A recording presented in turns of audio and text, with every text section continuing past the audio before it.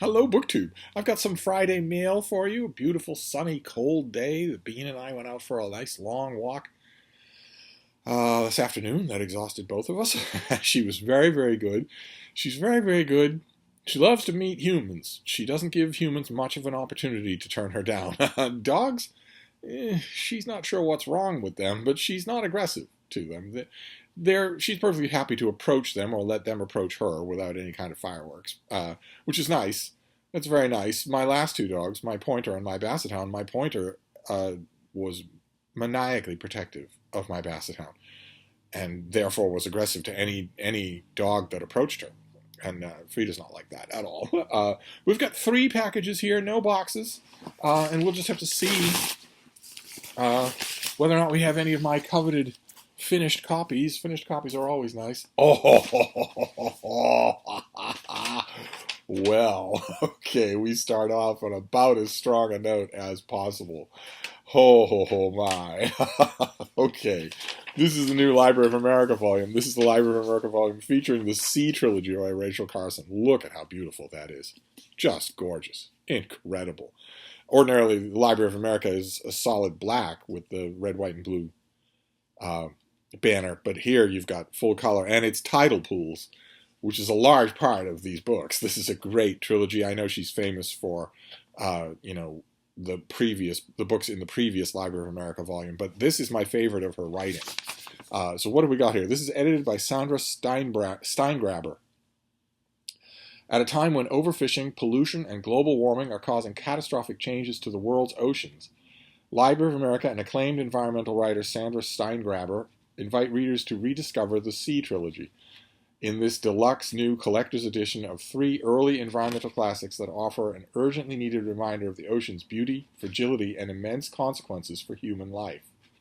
Before her landmark 1962 book Silent Spring catalyzed the environmental movement by alerting the world to the devastating effects of chemical pesticides, Carson achieved an international reputation as a poet of the sea with these lyrical, deeply personal, and astonishingly prescient books.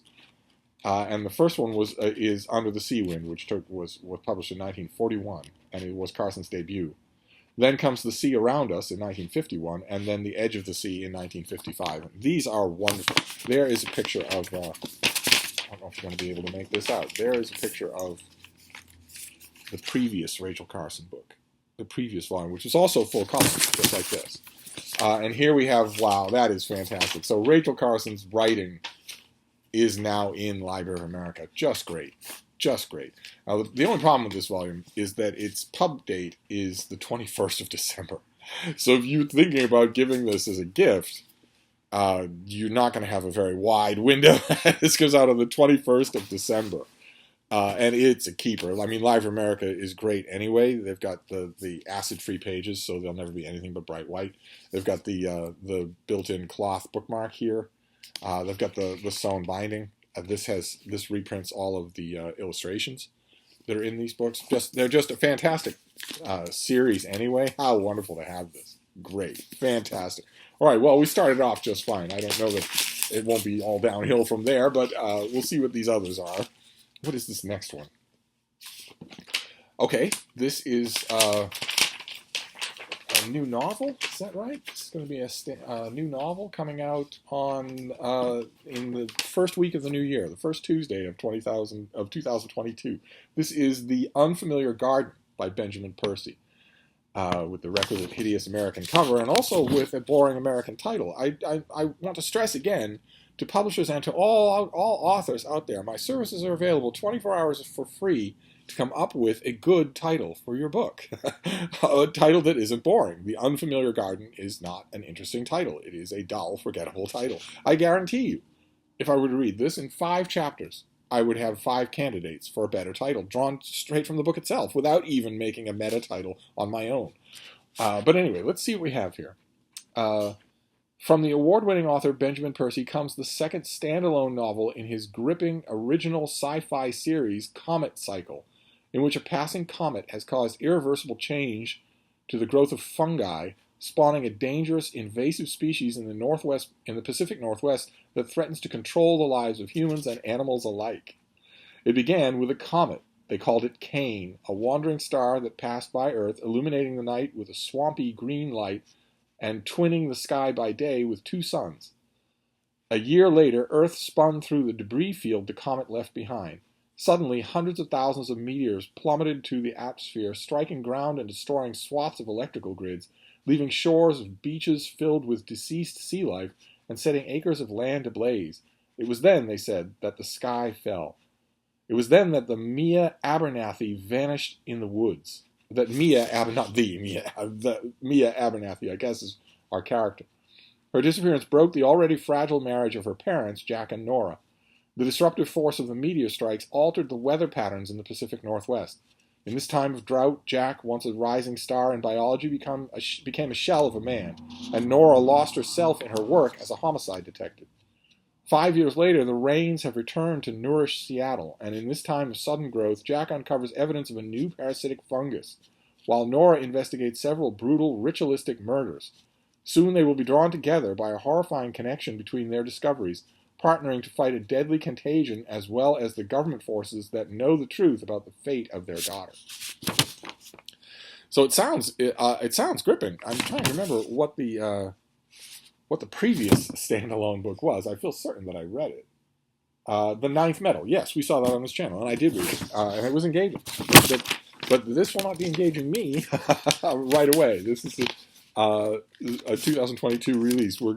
We're gonna get occasional 2021 releases, but most of them, I imagine, will be 2022 releases from now on.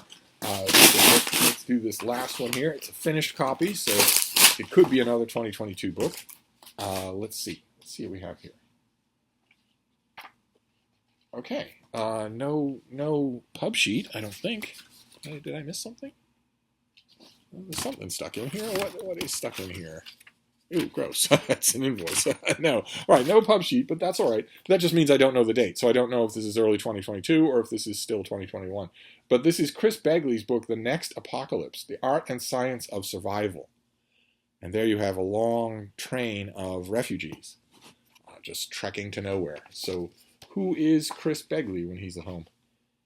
He is an underwater archaeologist, a wilderness survival instructor, and an anthropology professor. He has a doctorate from the University of Chicago and was a Fulbright Scholar to El Salvador and is a National Geographic explorer. And he lives in Lexington, Kentucky. That's quite a resume. So what is this book about? Pandemic, climate change, and war. The next apocalypse seems just around the corner. For decades, our movies, books, television shows, and video games have set our imaginations wild with dreadful visions of the end times, and it doesn't take a doomsday prepper to imagine a desperate and isolated human future. Ooh, it doesn't. If your electrical grid ran out, if your electrical grid stopped today, right now, what would you do? How prepared are you for that? It's an extremely likely thing. How prepared are you for it? It's not paranoid or crazy to ask that question. In the next apocalypse, archaeologist and survival skills expert Chris Begley shows us why everything we imagine about the coming apocalypse is wrong. Drawing on decades of research into the ends of the classic Maya civilization, the Roman Empire, the indigenous North American societies, the author argues that most collapses are not abrupt cataclysms, but the result of enduring crises, whether from drought, disease, or war. For the most part, it's not the details that matter, but how people respond to them, whether they stay and collaborate or pick up and leave. The result is a transformation of our understanding of the fall of civilizations and how to survive them. The ultimate test of survival won't rely on individual preparation, but on collaboration and empathy. It was communities, not lone heroes, who survived past apocalypses and who will survive the next. Very interesting. Very, very interesting. Okay, so this is due soon. I would guess this is a December release. I would guess that means we have 2 December releases here, but I'm not 100% sure. So we have The Next Apocalypse. How to think about what's coming. Not really. It doesn't sound like it's wasting a lot of time convincing you that something horrible is coming. I think we all pretty much know that. I would argue that political apocalypses will happen long before any of existential apocalypses do, but either way, are you prepared? So we have The Next Apocalypse. Very interesting. Then we have Rachel Carson, the Sea Trilogy. So nice that they did this. So wonderful. Coming out in late December, December 21st. So keep it in mind if you want to give it as a holiday gift. And finally, The Unfamiliar Garden by Benjamin Percy, about killer fungi in the Pacific Northwest. So not a bad mail haul. A small one, but they're going to be small, I imagine, for the rest of the year. But not a bad one at all, and including 2 books that I think I can get to right away. The Rachel Carson I've already read. I'm happy to read it again. And I've been recommending the individual books in the C trilogy for decades to people. And the next Apocalypse is intriguing. That will probably go on the reading list for tonight, regardless of its date. But anyway, I'm going to wrap this up for now, but I'll be back. Thank you, BookTube.